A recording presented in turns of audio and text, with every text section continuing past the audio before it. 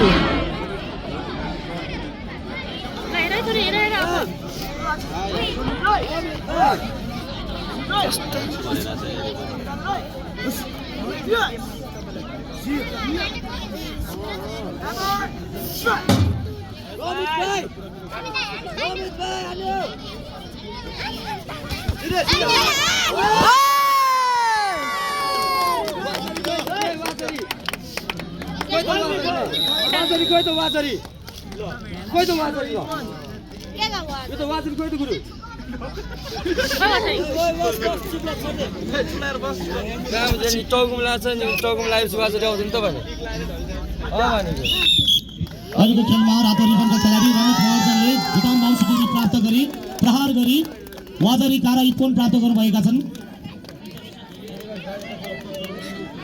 अब यस पछि बाउटको लागि विवेक